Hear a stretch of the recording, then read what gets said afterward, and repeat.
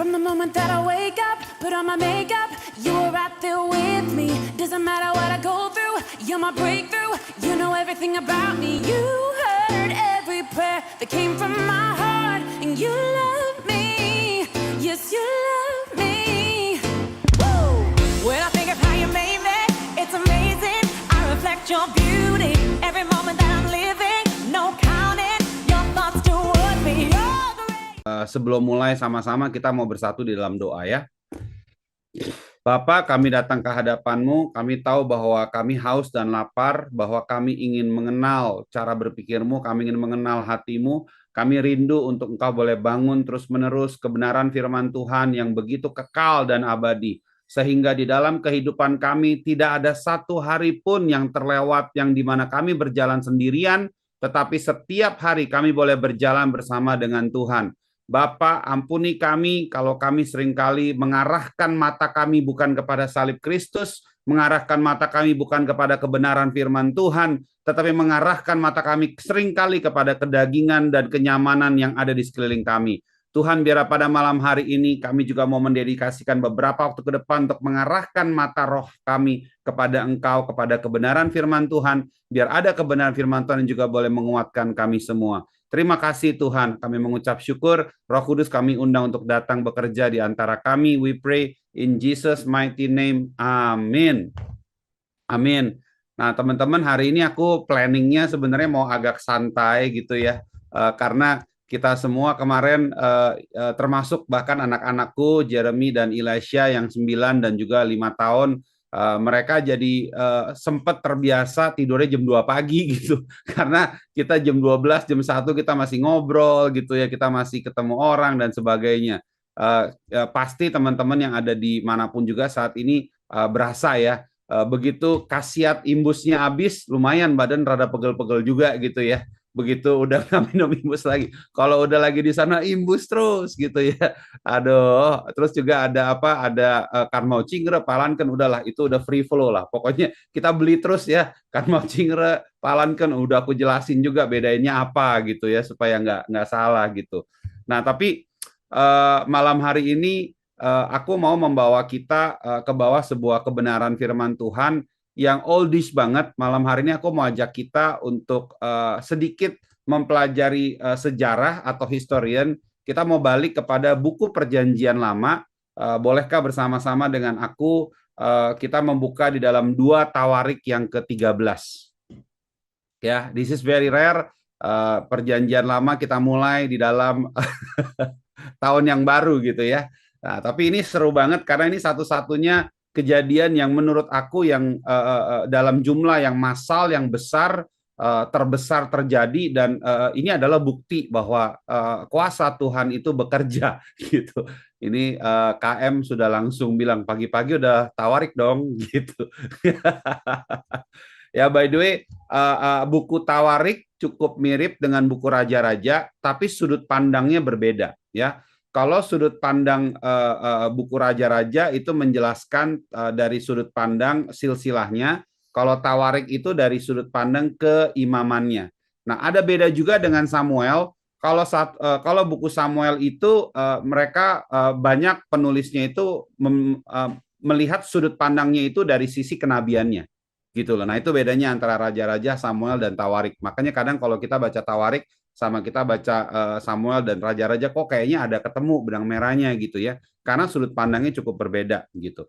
Nah hari ini aku mau mengajak kita semua untuk melihat secara sejarah Raja Abia, raja yang cukup menarik sekali, dan ini menurut aku banyak hal yang bisa kita pelajari dari peperangannya di dalam Gunung Zemaraim atau Mount Zemaraim. Kisah tentang Raja Abia ini terikot di dalam 2 Tawarik 13 ayat yang ke-1 sampai ke-22, dan juga terikot di dalam 1 Raja-Raja 15 ayat yang ke-1 dan ke-8. Hari ini aku sangat menyarankan untuk kita memiliki catatan catatan lepas gitu ya. Kalau misalnya ada kertas sama pulpen akan lebih gampang, tapi kalau misalnya nggak ada, kita juga boleh pakai handphone atau mungkin laptop komputer ya. Menarik sekali dari apa yang bisa kita pelajari dari Raja Abia ini. Raja Abia ini kurang lebih memerintahnya itu kurang lebih di sekitar 900 913 ya, kurang lebih sekitar 913 sampai 910 sebelum Masehi. Ya, apa bedanya antara SM dan AD? Sebelum Masehi adalah itu maksudnya sebelum Kristus dilahirkan, dan AD itu artinya singkatannya dari Anno et Domini, itu artinya tahun di mana kasih karunia Tuhan sudah ada, sudah dilahirkan gitu ya, sudah datang gitu ya. Nah, ini perbedaannya. Nah, Raja Abia selama 3 tahun memerintah di Yerusalem, tetapi yang dilakukan di dalam kepemimpinan atau juga pemerintahannya ini sangat luar biasa sekali. Dan di dalam Alkitab tercatat sebuah peperangan yang besar terjadi yang mengakibatkan ratusan ribu orang, lebih tepatnya 1,2 juta orang yang berperang secara langsung. Nah, teman-teman sekalian, setiap daripada kita perlu tahu bahwa hari-hari ini mungkin kita nggak usah lagi perang kayak zaman dulu gitu, 1,2 juta orang berkumpul 400 ribu lawan 800 ribu, jeger-jeger kayak gitu ya. Tetapi kadang seringkali peperangan kita hari-hari ini kepada pikiran kita. Ya, berapa banyak dari pikiran-pikiran kita yang masih asumtif, pikiran-pikiran kita yang mungkin masih belum bisa melihat dari bagaimana cara Tuhan melihat, mungkin pikiran-pikiran kita yang masih ingin menyenangkan apa yang kita mau, mungkin peperangan kita juga kepada tindakan kita, mungkin peperangan kita juga kepada perkataan kita, mungkin peperangan kita juga kepada beberapa area yang masih merupakan kelemahan kita. Karena itu aku juga mengingatkan buat teman-teman sekalian, the battle is for real, ya, the battle is for real. Makanya kemarin pada waktu kita lagi pergi bersama ketemu dengan keluarga kita di China, kita melihat bahwa wow, ada banyak hal yang itu bisa membuatnya menjadi sebuah hal yang justru malah bisa menurunkan pengalaman kita bersama Tuhan, atau bahkan itu malah meningkatkan pengalaman kita bersama Tuhan. Dan puji Tuhan kalau itu membuat kita semua justru menjadi semakin berjalan di dalam Tuhan dan semakin memiliki begitu besar pengalaman yang baru bersama dengan Tuhan. Dan aku percaya itu juga terjadi karena kita semua saling support, saling mendoakan ya. Aku beberapa kali juga sangat close connections dengan Pastor James Singh, dengan Pastor Jacob, juga dengan Pastor Samuel. Kita cukup sering kita connect, kita ngobrol, dan bahkan Pastor James minta diupdate secara pribadi gitu ya. Dan aku percaya karena ada doa-doa yang bersama-sama kita juga gempur secara artileri, itu yang membuat segala sesuatu berjalan dengan baik. Tetapi pertanyaannya, bagaimana dengan our daily battle? Bagaimana dengan battle kita di tahun ini? Sudah 12 hari kita melewati, dan untuk teman-teman yang kemarin baru pulang, mungkin ada yang baru pulang sehari, 2 hari, 3 hari, tahu nggak bahwa ketika kita kembali, tetap kita akan masuk di dalam sebuah peperangan. Dan peperangan itu peperangan yang sangat nyata sekali. Dan seringkali yang diambil adalah damai sejahtera. Seringkali yang diambil adalah sukacita kita. Seringkali yang diambil adalah clarity atau kejelasan. Seringkali yang diambil adalah identitas di dalam kehidupan kita. Teman-teman sekalian, ayo di tahun ini kita mau sama-sama perkuat barisan. Ya, kita mau sama-sama bertumbuh, kita mau sama-sama maju. Apapun yang saat ini kalian sedang hadapi, ketahuilah bahwa the fact that you guys are with us tonight, ya, malam hari ini, itu menunjukkan bahwa Tuhan punya rencana dalam kehidupan kita. Kamu bisa memilih untuk melakukan hal-hal yang lain, tetapi ketika kita tuning kepada kebenaran firman Tuhan, itu berarti berbicara bahwa setiap daripada kita sedang berjalan secara khusus di dalam rencana Tuhan. Malam hari ini aku mau mengajak kita kembali. Masih ingat nggak bahwa life is a battle? Battle bukan hanya ketika kita pergi rame-rame 35 orang. Tapi battle itu juga dimulai ketika pagi hari kita bangun dan kita harus menyelesaikan begitu banyak hal di hari itu. Apalagi yang baru pada pulang, hati-hati. Kalian mungkin ada yang ketinggalan pekerjaan. Ada yang mungkin ngutang kerjaan. Dan ketika pulang ini harus dikejar semua kerjaan atau proyek-proyeknya. Ayo, apakah kita bisa melewati peperangan itu? Apakah kita juga bisa melewati daily battle kita dalam keseharian? Ya, teman-teman sekalian ya. Nah, aku kasih sedikit konteks bahwa Abia ini merupakan orang yang cukup menarik sekali. Gitu ya. Papa daripada Abia ini sebetulnya adalah Rehabeam. Dan Rehabeam ini sebetulnya adalah anak daripada Salomo. Ya, tetapi secara sejarah, sudut pandangnya ketika waktu itu Salomo meninggal, kemudian datanglah beberapa suku menghadap kepada anaknya Rehabeam, bertanya, mereka minta diringankan dari sisi teks, karena waktu itu ada Salomo dapat visi untuk membangun rumah Tuhan dan bait Allah, dan ngebangunnya itu Salomo nggak main-main gitu kan. Nah, itu dibagi teksnya secara merata kepada 12 suku. Nah, pada waktu itu ada pergunjingan ketika Salomo meninggal, ada beberapa yang tidak mau gitu loh. Nah, makanya itulah sebabnya kenapa kerajaan Israel itu terpecah. Ya, pada akhirnya terpecah, ada dua bagian, kerajaan utara dan kerajaan selatan. Kerajaan utara ini terdiri dari 10 suku, 10 ya. Dan kerajaan selatan ini terdiri dari 2 suku saja, yaitu suku Yehuda dan juga suku Benyamin. Nah, yang menarik daripada 2 kerajaan ini adalah dua-dua daripada kerajaan ini memiliki kurang lebih sekitar 20 raja, kurang lebih sama. Jadi bisa sama gitu ya, 20 raja, tetapi kerajaan utara mereka dipimpin dari awal itu oleh Yerobeam. Nah, Yerobeam inilah yang dulu merupakan eksekutifnya Salomo yang membelot lalu dia diasingkan ya. Tapi ketika Salomo meninggal, dia oportunis, dia mengambil gitu ya, dia mengambil kesempatan, lalu dia balik, lalu dia mengangkat diri dia sebagai raja atas 10 suku Israel. Jadi 10 lawan 2 ini istilahnya ya. Nah, ini sempat terjadi perang saudara sebelum akhirnya Israel ini dipersatukan kembali gitu ya. Nah, teman-teman sekalian, sangat menarik sekali bahwa kerajaan utara waktu itu ibu kotanya adalah Samaria.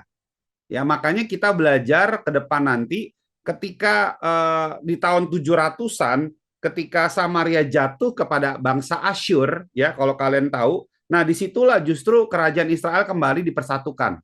Nah, tokoh yang mempersatukan itu salah satunya adalah Hizkia dan juga Yosia. Oke. Nah, ini sedikit gambaran gitu ya. Nah, yang menarik adalah malam hari ini aku mau sederhana, simple, tapi kita semua dapat secara nilainya adalah, tahu nggak ketika Abia mau berperang kepada Yerobeam, ya, Abia ini betul-betul orang yang takut akan Tuhan dan dia melihat dengan mata iman. Guys, sama-sama kita boleh lihat ayat yang ketiga ya. Abia memulai perang dengan pasukan pahlawan-pahlawan perang yang jumlahnya 400.000 orang pilihan. Sedangkan Yerobeam mengatur barisan perangnya melawan dia dengan berapa? 800.000 orang pilihan, pahlawan-pahlawan yang gagah perkasa. Keren banget ya. 400.000 lawan 800, berarti 1 banding berapa tuh? 1/2. Ya. Bayangin kalau kamu melihat dari perspektif kumulatif, itu udah kalah banget gitu loh. 400.000 lawan 800.000, dan peperangan ini adalah peperangan massal terbesar yang terikot di dalam Alkitab. This is the greatest battle at the Mount of Zeramaim. Ya, 400.000 lawan 800.000. Nah, kemudian dikatakan di sini bahwa lalu Abia berdiri di atas gunung Zemaraim yang termasuk pegunungan Efraim dan berkatalah, dengarlah kepadaku Yerobeam dan seluruh Israel. Nah, ini keren banget. Nah, seringkali kita miss hal yang sifatnya very detail seperti ini. Nah, kenapa? Karena hal yang detail ini sebetulnya itu ada arti. Kalau kamu lihat, bagi gambaran bangsa Israel, perang itu haruslah menjadi pilihan terakhir. Jadi bukan bilang bahwa Israel tuh dari dulu suka perang. Nah, kenapa dia ngomong di sini, Abia berdiri di atas gunung Zemaraim, dengarlah kepadaku Yerobeam dan seluruh Israel, tidakkah kamu tahu bahwa Tuhan Allah Israel telah memberikan kuasa kerajaan dari Israel kepada Daud dan anak-anaknya, karena aku terusin dulu ya, dan anak-anaknya untuk selama-lamanya dengan suatu perjanjian garam. Nanti aku jelasin garam ya. Nah, kenapa dia katakan seperti itu? Karena kelompok daripada Abia ini yang memang keturunan langsung daripada papanya kan Rehabeam, anaknya daripada Salomo, Daud gitu ya. Nah, menarik banget bahwa Raja Abia ini begitu bijaksana, dia nggak langsung datang songong, nggak sombong, kagak langsung gitu loh. Dia nggak datang langsung bilang gini, lu jangan macam-macam ya, gue sikat lo habis lo. Enggak, tapi dia bilang gini, tahu nggak bahwa kita ini memang sudah tercatat dan diminta oleh Tuhan yang membuat hal ini perang ini seharusnya perang ini nggak terjadi gitu loh. Kamu tahu nggak? Gue ini anaknya si ini loh, dan kita adalah pewaris tahta yang sah, dan seharusnya nggak butuh ada perang itu. Ultima ratio regum, ya. Ultima ratio regum itu artinya perang seharusnya menjadi pilihan terakhir. Nah, kalau kalian lihat, bangsa Israel itu tidak pernah perang yang tidak disuruh. Dia hanya diminta perang untuk mempertahankan tanah perjanjian. Di luar daripada itu, tidak lagi ada peperangan macam apa. Tidak pernah menguasai ini, menguasai itu. Hanya fokus ke area itu saja. Ya, nah itu yang menarik. Oke. Nah, kemudian di sini dikatakan bahwa perjanjian garam. Apa sih perjanjian garam? Garam dahulu dipakai untuk mengawetkan. Dan maksudnya adalah perjanjian garam itu bahwa itu adalah sebuah kesepakatan yang kekal yang akan terjadi secara terus-menerus. Jadi di sini Abia bilang sebelum terjadi perang itu dia tidak sombong, tetapi dia ngomong, Yerobeam, Tuhan sudah ngomong langsung bahwa kita yang akan menjadi ya keturunan raja yang memimpin. Apakah kamu lupa gitu ya? Nah, tapi kemudian di dalam ayat yang ke-6 dikatakan di sini, tetapi Yerobeam telah bangkit memberontak melawan tuannya. Keren banget ya. Tetapi Yerobeam telah bangkit memberontak melawan tuannya. Keren banget ya. Hati-hati. Kadang seringkali orang-orang yang kelihatannya lemah atau mungkin sedang menjadi pekerja kita gitu ya, yang kelihatannya lemah, itu belum teruji, belum tahu. Kadang kita masih harus menguji dengan waktu. Kita nggak bisa bilang bahwa ini orang baik, ini orang oke, ini orang bagus. Kenapa? Karena butuh waktu untuk bisa menguji ke situ. Sangat butuh waktu sekali. Kebanyakan, berapa banyak kita lihat ya polanya ya. Lucifer memberontak. Ya, ini juga sama. Yerobeam memberontak juga. Siapa yang sangka? Yang memberontaknya terhadap Tuhan. Nah, makanya kita dalam hal ini kita perlu hati-hati dan juga nggak perlu terlalu sakit hati. Ya, kenapa? Karena pemberontakan udah ada dari zaman dulu.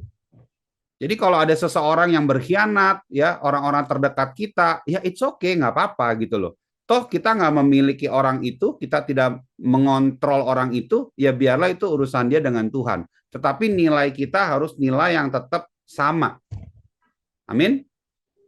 Ya, makanya di sini dikatakan, dia bilang apa? Petualang-petualang orang-orang Dursila berhimpun kepada Yerobeam. Ya, mereka terlalu kuat bagi Rehabeam yang masih muda dan belum teguh hati dan dianggap tidak dapat mempertahankan diri mereka.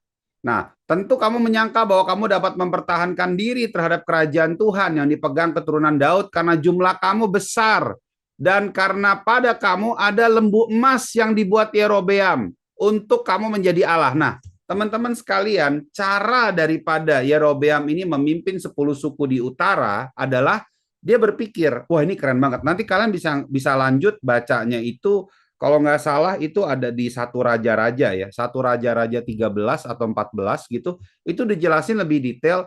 Jadi Yerobeam ini bilang gini, kalau bait Allah kan jelas gitu ya, itu punyanya Israel gitu kan. Nah, tetapi punyanya Salomo karena dia yang bangun gitu kan. Waktu itu ingat, kerajaan utara ibu kotanya adalah Samaria, kerajaan selatan ibu kotanya adalah Yerusalem gitu kan.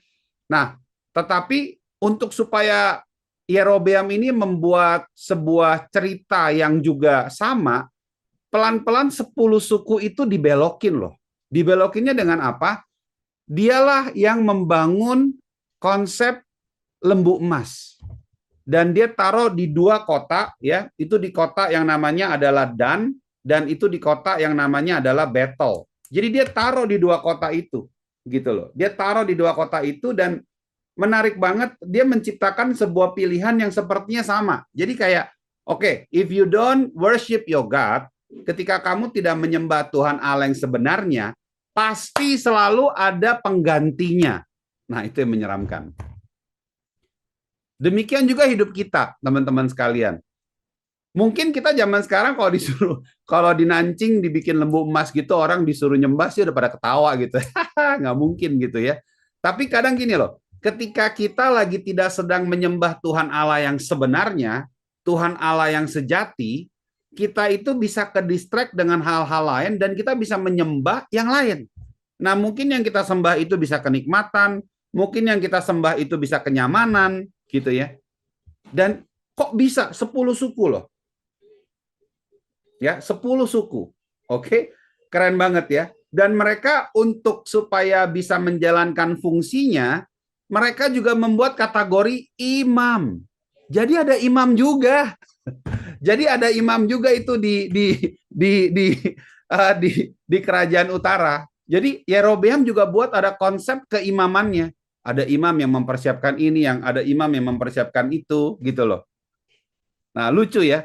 Nah, makanya di sini dikatakan kalau kamu lihat ya di ayat yang ke-9, bukankah kamu telah menyingkirkan imam-imam Tuhan itu? Nah, ini yang asli. Imam-imam Tuhan yang anak-anak Harun dan orang-orang Lewi. Bukankah kamu singkirkan mereka di ayat yang ke-9? Kita lagi baca 2 Tawarik 13, 1 sampai 22 ya. Lalu dia bilang begini, lalu kamu mengangkat imam-imam menurut kebiasaan bangsa-bangsa negeri lain. Sehingga setiap orang yang datang untuk ditahbiskan dengan seekor lembu jantan muda dan 7 ekor lembu jantan dijadikan imam untuk sesuatu yang bukan Tuhan. Wow, amazing. Seringkali kita masih kejebak di area kerohanian. Ya, apakah kita fokus hanya kepada ritual ataukah kita fokus kepada spiritual? Hey, kamu lihat, ada imam yang bukan berasal dari Tuhan loh. Ada imam yang bukan berasal dari Allah. Kamu baca 2 Tawarik 13 ayat yang ke-9. Kita ini imam yang mana nih? Ya. Terus dilanjutkan oleh Abia, tetapi kami ini Tuhanlah Allah kami dan kami tidak meninggalkannya, dan anak-anak Harunlah yang melayani Tuhan sebagai imam, sedang orang Lewi yang menunaikan tugasnya. Wow. Kami tidak meninggalkan Tuhan kita. Selalu ada pilihan ketika terjadi hal besar dalam hidupmu, kamu mau tinggalkan Tuhan atau kamu mau tetap bersama dengan Dia. Hidup itu selalu penuh pilihan. Apakah kita mau meninggalkan Tuhan karena ada alasan-alasan tertentu? Ya, aduh, aku udah kesel, bete, dan aku udah merasa capek, aku udah punya pengalaman buruk, aku sudah tidak punya teman lagi, aku takut dilihat jelek, dan sebagainya. Selalu ada pilihan, mau meninggalkan atau tidak mau meninggalkan. Yakni setiap pagi dan setiap petang mereka membakar bagi Tuhan korban bakar-bakaran. Ini aku lagi baca ayat ke-11 ya. Kalian boleh masing-masing buka di handphone kalian sehingga kita bisa sama-sama ikut ya. Korban bakaran dan ukupan dari wangi-wangian, menyusun roti sajian di atas meja yang tahir, mengatur kandil emas, pelita-pelitanya untuk dinyalakan setiap petang, karena kamilah yang memelihara kewajiban kami terhadap Tuhan Allah kami. Tetapi kamulah yang meninggalkannya. Ya, setiap daripada kita punya kewajiban untuk beribadah. Itu sebabnya kenapa kita memiliki 3D, ada yang disebut dengan disiplin pribadi, disiplin korporat seperti yang kita lakukan saat ini, dan disiplin pemuritan. Ya, itu kenapa? Itu adalah kewajiban. Lalu dia bilang di sini, lihatlah pada pihak kami Allah yang memimpin, sedang imam-imamnya siap meniup tanda serangan terhadap kamu dengan nafiri isyarat-isyarat. Hai orang Israel, jangan kamu berperang melawan Tuhan, Allah nenek moyangmu, karena kamu tidak akan beruntung. Notice, siapapun yang melawan Tuhan tidak akan beruntung hidupnya. Fakta bahwa kemarin ketika kita lagi sedang dalam perjalanan mengunjungi keluarga kita yang ada di China, bahkan kita bisa langsung dengan readiness-nya extended ke Yangzhou dan extended ke Haichou, dan tadi beberapa teman-teman bilang begitu banyak mukjizat yang aku dengar di kepalaku, bahkan kita bisa tulis buku literally sebetulnya. Dari mulai bayar titi 2 kuai, dari mulai ada dapat tempat begitu gampang, yang padahal harusnya udah dibilangin kemarin, udah nggak ada alasan lagi buat pinjam tempat. Masih ingat tempatnya katanya udah Natal udah lewat, tahun baru udah lewat, jadi ini tempat pinjam buat apa? Gue juga kagak tahu gitu loh. Tetapi bisa itu breakthrough terjadi dan dimudahkan semua oleh tim. Lihat, perjalanan yang seberuntung itu bukan dimulai dengan kekuatan kita, tetapi karena Allah ada di pihak kita. Ketika Allah ada di pihak kita, segala sesuatu makanya jadi jalannya smooth, nggak susah. Kadang seringkali kita itu berjuang untuk sesuatu yang Tuhan nggak mau, tapi kita paksa. Makanya lihat, orang-orang yang seperti ini hidupnya akan pelan-pelan berjalan menjauhi Tuhan. Dia akan menjauhi Tuhan dengan sadar atau tanpa sadar. Nggak bisa. Kalau mau dibilang kamu hidupnya mau beruntung tapi kamu tanpa Tuhan, tidak bisa. No, cannot. No, cannot. Ayo, kita mau memulai awal tahun ini dengan strong. Kamu harus pastikan bahwa ketika kamu berjalan, Allah di pihakmu. Sehingga bisnis apapun, pekerjaan apapun, kamu hoki. Ya, ini bahasa aku ya, hoki, gitu, ngerti ya? Kemarin aku ngobrol-ngobrol sama Gian waktu dia cerita bagaimana perjalanan dia bisa sampai dapetin SKTK aja, aduh Tuhan, ribetnya luar biasa. Tapi dia ada di Senten, dia nyampe gitu loh. Dengan seturut rencana Tuhan, dia nyampe gitu loh. Walaupun susahnya minta ampun sampai beberapa opsi, mesti ke sini, ke sana, dan segala macam, tapi dia nyampe. Nah, itulah bedanya ketika kita bersama-sama di dalam Tuhan, kita juga akan dimudahkan segala sesuatunya. Nah, lihat ya, yang berikut ini kita akan belajar sesuatu yang benar-benar luar biasa. Yerobeam ini memang canggih banget. Yerobeam mengirim pasukan penghadang yang membuat gerakan keliling supaya sampai di belakang pasukan Abia. Oke? Sehingga induk pasukannya Yerobeam berada di depan Yehuda dan pasukan-pasukan penghadang di belakang. Kamu ngerti nggak ini apa? Ini Yerobeam itu lagi sedang menyusun strategi ambush. Lagi mau disikat. 800.000 orang di ambush seperti gunting. Tahu nggak pola gunting? Pola gunting, tahu ya? Mau dipotong gitu loh. Nangkap ya? Bukan gerilya, Kelvin. Kalau gerilya mah nggak ketahuan. Ini mah udah hadap-hadapan, nggak gerilya. Ini udah di depan. Jadi si Yerobeam bilang gini, lu mungkin dia di bayangan aku gini, lu 400.000 di depan, tapi yang 400.000 lu muter. Sandwich lebih tepatnya. Memang ilmuwan kita ini seru ya. Jadi kamu di belakang. Jadi kamu jepit seperti gunting. Ngerti ya, Vin ya? Seperti kayak gunting mau dipotong gitu loh. Jadi di apa dua sisi ada terus mau dipotong gitu loh. Nah, itu ambush. Ini adalah strategi ambushing loh. 800.000 loh. Kamu modal 800.000, 400.000 kamu taruh di depan, lalu 400.000 kamu ngumpet di belakang pasukannya si Abia. Anggap deh yang di depan ini perang. Ya, anggaplah kalah 50.000 atau kalah berapa lah gitu kan. Tapi kamu tahu nggak, kalau tiba-tiba dari belakang yang 400.000 itu tiba-tiba maju dan tiba-tiba mereka kejepit, kira-kira fokus peperangan langsung buyar nggak tuh? Wah, itu hal yang jangan main-main loh, 400.000 loh. Ya, total pasukannya Yerobeam itu ada 800.000 loh. Itu besar sekali loh. Nah, tapi lihat ya, ini penting sekali guys. You have to listen to this ya. Oke, aku ulang sedikit ya. Yerobeam mengirim pasukan penghadang yang pengen bikin ambush. Ambush apa sih bahasa Indonesianya? Penyergapan gitu ya. Ya, Yerobeam bikin pasukan yang mau menyergap ya. Tetapi ketika Yehuda ya, ketika Abia menoleh ke belakang, lihatlah mereka harus menghadapi pertempuran dari depan dan dari belakang.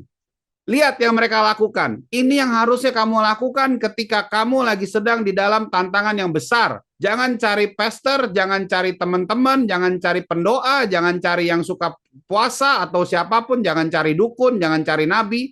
Tapi dia bilang apa? Mereka berteriak kepada Tuhan. Sedang para imam meniup nafiri. Dan orang-orang Yehuda memekikkan pekik perang. Wow, keren banget loh.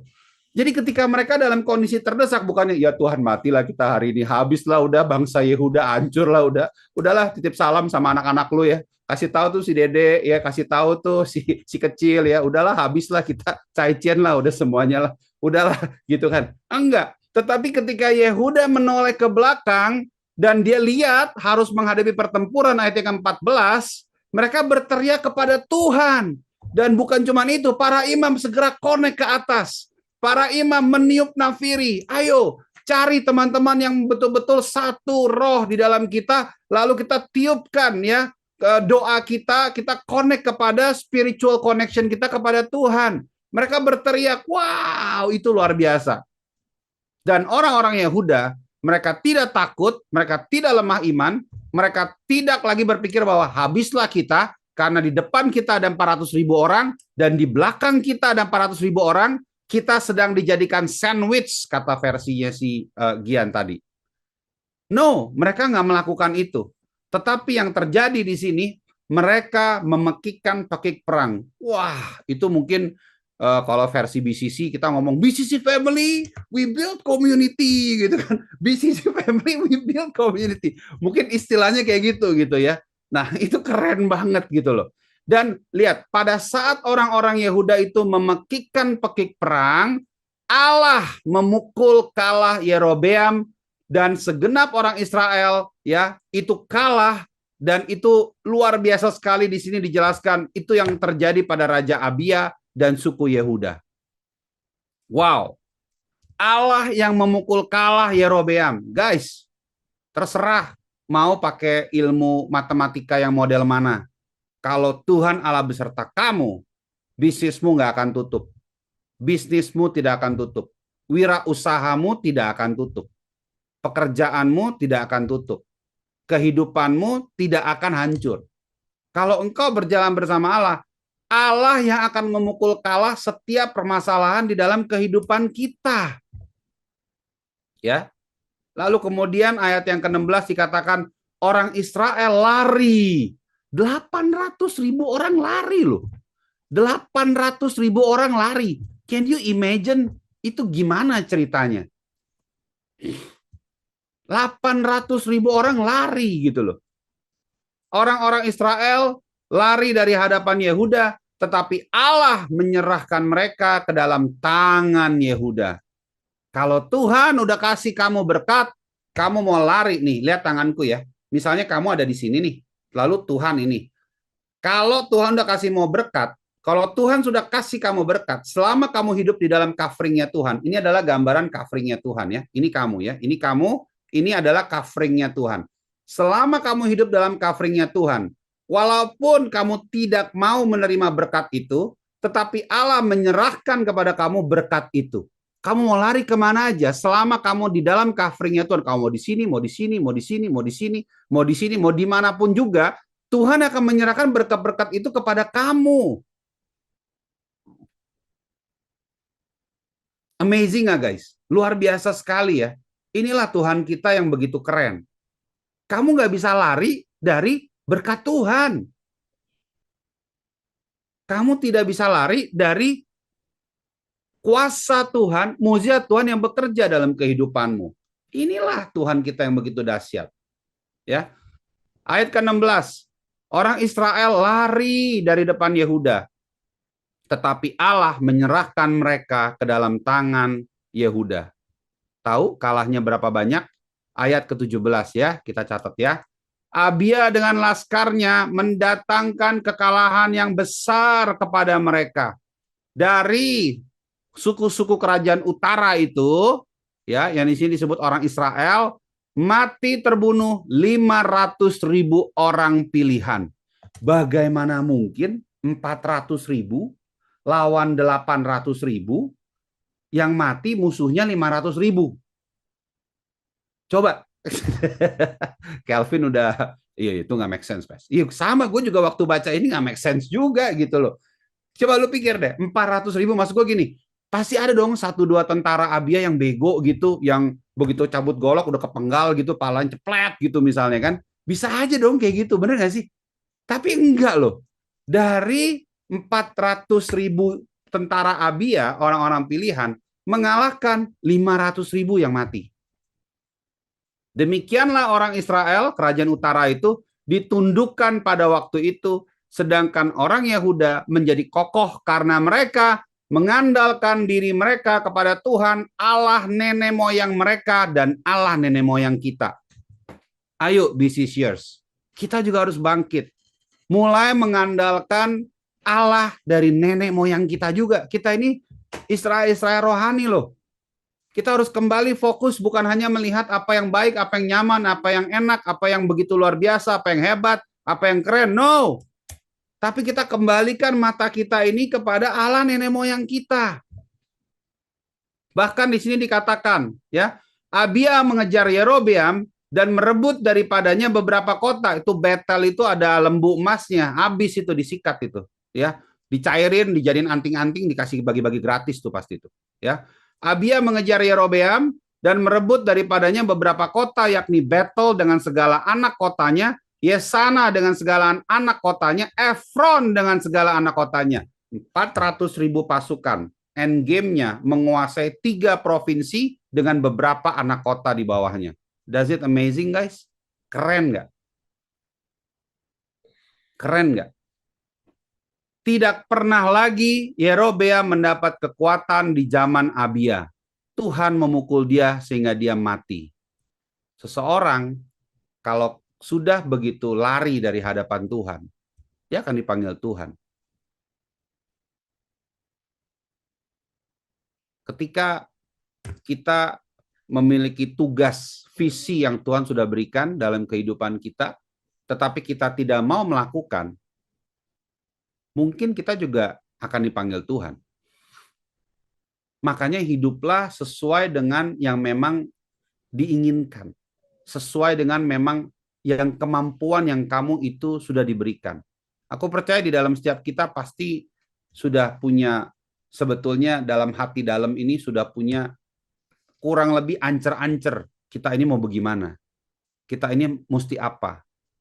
Dan jangan pernah berpikir merendahkan panggilan Tuhan. Even kamu pun dipanggil sederhana, mungkin sebagai asisten gitu ya. Mungkin kadang dia lihatnya seperti yang kecil. Karena apa? Yang kecil itu bisa jadi besar kalau di dalam tangan Tuhan. Tapi yang besar bisa hancur habis-habisan sampai kalah total, habis. Kalau itu bukan dari Tuhan. Make sense? Make sense, teman-teman sekalian? Sangat menarik sekali bahwa ketika kita bilang bahwa hidup kita ini punya misi, hidup kita ini punya tujuan, hidup kita ini punya mission. Berarti memang itu seharusnya hidup kita ini punya misi terus-menerus. Tidak bisa kamu bilang bahwa misi itu hanya ketika mungkin sekarang nih, ketika anak masih muda gitu ya. Kalau umur 20-an hidupnya pakai misi, Pes. Kalau udah 50-60 nggak ada misi. Lu yang bener aja kalau ngomong. Emang lah aku sama PSR gimana? Emang kita bukan orang? Enggak kok. Kalau kita bilang kita life is a mission. Kalau kamu ngerti bahwa hidup itu sudah Tuhan berikan, ada sebuah misi dalam kehidupan kamu, maka kamu akan mengandung misi itu selama kamu hidup sampai mati. Itu namanya konsisten. Nggak ada kan orang yang bilang gini, aku dipanggil Tuhan Pes waktu muda. Ya, setelah itu aku lulus dan hidupku hancur karena aku tidak dipanggil lagi. Dan nanti ketemu-ketemu baru di ranjang rumah sakit, baru aku dipanggil lagi sama Tuhan. Yang bener aja. Kalau namanya kamu hidup dipanggil oleh Tuhan, ya kamu sudah menemukan panggilan kehidupanmu, yaitu sifatnya akan terus-menerus. Makanya buat aku, apa yang kita lakukan, BCC dari dulu konsisten. Apa yang kita lakukan hari ini bukan baru pertama dilakukan. Ya, memang setelah pandemi ini baru kita kita secara kumulatif kita berkunjung. Tapi bukankah Beta dari kota Yangzhou? Stefani juga dari kota Yangzhou, dan banyak dari kita juga dari kota Yangzhou. Dan teman-teman juga yang bersama dengan kita dari kota Taichung juga ada. Betul ya? Jadi bukan hal yang baru, dan itu konsisten kita lakukan, baik ya posisi aku sebagai seorang single, double, triple, quartet, semua kita lakukan tetap di dalam konsistensi itu. Nggak ada bilang gini, kalau muda lu misi lah nggak apa-apa, biarin kalau tua lu udah nggak usah misi lagi, tinggal cerita doang, jadi bikin dongeng gitu loh. Ya enggak lah, itu bagaimana kamu mampu nggak mengelola hidup kamu? Kamu mampu atau enggak kelola hidup kamu? Kamu mampu atau enggak kelola kehidupan kita? Kalau kamu nggak mampu kelola, ya nggak bisa. Tapi kalau kamu mampu kelola, apa yang kita lakukan ini sampai kita suatu ketika dipanggil oleh Tuhan akan terus kita lakukan. Akan terus kita lakukan. Ada amin nggak teman-teman sekalian? Amin. Selalu ada masa dan fase. Ini aku sedikit ya kasih sebuah fakta ya. Ini fakta secara sejarah. Kamu tahu nggak? Saul memimpin 40 tahun. Daud memimpin 40 tahun loh. Salomo memimpin 40 tahun. Kok bisa mirip-mirip semua ya? Dan ketika masa peperangan itu, ya, by the way, kerajaan utara dan kerajaan selatan, karena kerajaan utara tadi kita udah bilang ya, banyak raja-raja yang nggak benar gitu ya. Tahu nggak, kerajaan selatan itu memerintah lebih lama sebanyak 140 tahun daripada kerajaan utara. Lucu ya. Tuhan ini kalau berbicara juga menarik ya. Yesus dicobai di padang gurun selama 40 hari. 10 hari. selama 40 hari. Ini kayak ada sesuatu dengan angka 40 ya. Nah, aku nggak mau mengarahkan ke area yang mistis atau harus 40 gitu ya atau apa gitu ya. Enggak gitu. Kita bimbingan pranikah kita 9 bulan gitu, bukan 40 hari gitu ya. Nah, tapi teman-teman sekalian, ini bicara ada sebuah proses gitu ya. Ada sebuah proses, ada sebuah waktu. Masa Elia itu adalah masa peperangan, itu 80 tahun. Makanya Elia karakternya dia pertempur, dia pengkhotbah, itu mirip dengan Yohanes Pembaptis. Masa Elisa itu masa kedamaian 80 tahun juga, 40 tahun kali 2. Itu masa-masa dia seperti kayak keimaman, pastoral. Makanya dibilang masa-masa Elisa itu mirip banget seperti Yesus. Dan yang keren adalah yang kita pelajari hari ini, aku mau tambahkan bahwa ternyata teman-teman sekalian, apa yang sudah Tuhan bagikan, apa yang sudah Tuhan juga teruskan. Ini setelah kerajaan ini mulai disatukan, masa-masanya ini setelah lewat ada Elia Elisa, ternyata di perjanjian baru kita mengenal bahwa Yesus sebagai imam kita yang menjadi jembatan antara kita dengan Bapa. Dan ternyata kisah antara Yohanes Pembaptis dan kisah Yesus itu juga sudah dimulai dari ratusan tahun yang lalu. Pada kisahnya tercatat ketika ada Nabi Elia dan Nabi Elisa. Kalau kita ngelihat bagaimana kita seharusnya kagum terhadap kebenaran firman Tuhan. You supposed to be honored by your own Bible every day in your daily life. The more you read it, the more your brain is kayak meledak gitu loh. Kayak otak kita tuh kayak penuh rema gitu. Kayak wow, kok bisa ya kayak begini ya. Sebegitu detail dan sebegitu menarik sekali sehingga kita bisa percaya kepada firman Tuhan yang juga memang sudah merupakan kebenaran yang teruji. Ya, istilahnya kalau di dalam ilmuwan itu ada uji validitas dan uji reliabilitas, ini sudah diuji gitu loh. Itulah yang keren, teman-teman sekalian. Aku mau mengajak kita as I'm closing, minum dulu ya, seru soalnya.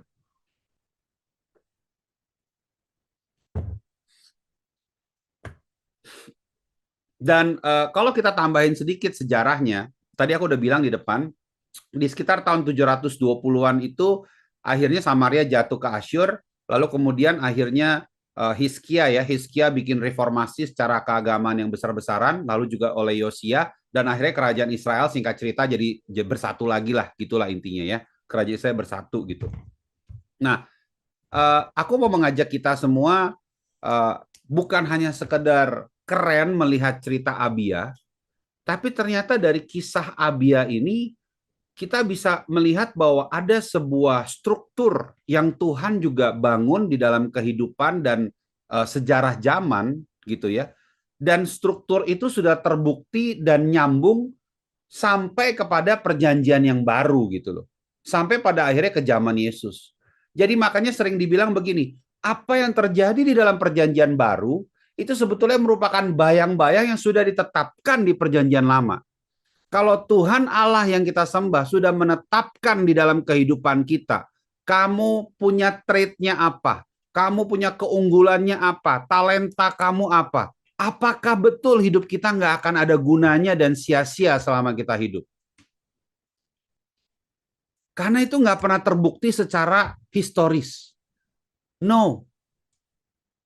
Hebat ya cara Tuhan ngatur ya, pengelompokannya ya. 40 tahun Saul, 40 tahun Daud gitu. Jadi 40 tahun Israel dalam kegelapan oleh Saul, lalu 40 tahun dalam kebaikan oleh Daud gitu. Kayak ada keadilan gitu. Ngerti ya? Lalu 40 tahun lagi dalam kemegahan oleh Salomo gitu kan. Nah, kita bisa belajar gitu loh. Peperangan juga 140-an tahun. Kok bisa ya? Kayak kalau aku ngeliat gini, ini bikin aku jadi in awe. Kenapa? Memang dialah Tuhan. Dia, oke, malaikat lu bikin 40-40 aja. Kenapa? Ya bagus aja angkanya. Mungkin kayak gitu gitu. Ngerti nggak maksudnya? Tapi buat kita yang ngejalaninnya 40 tahun, 40, 120 tahun gitu loh. Ngerti nggak maksudnya kayak, men gitu, kok bisa sih gitu loh. Bukankah itu justru menunjukkan bahwa Tuhan Allah kita, Tuhan Allah yang berkuasa bahkan di atas daripada waktu, di atas daripada zaman. It was really amazing. It was really amazing. Ya, aku berdoa supaya setiap kita bisa belajar dari kebenaran firman Tuhan pada hari ini. Ayo, jadilah Raja Abia yang tidak putus asa dengan cepat, tidak negatif thinking, bahkan ketika sudah di-ambush loh.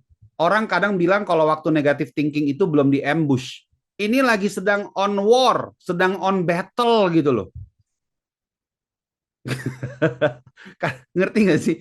Karena kita seringkali negatif thinking tuh sebelum terjadi apa-apa gitu. Ini si Raja Abia udah lagi di depan peperangan yang itu bukan negatif, itu sebenarnya fakta buruk, ngerti nggak? Guys, kita punya fakta buruk nih. Kita lagi mau digunting sama pasukannya Yerobeam gitu loh. Tapi ternyata dia nggak berespon yang buruk, tetapi yang pertama dia berespon berteriak kepada Allah.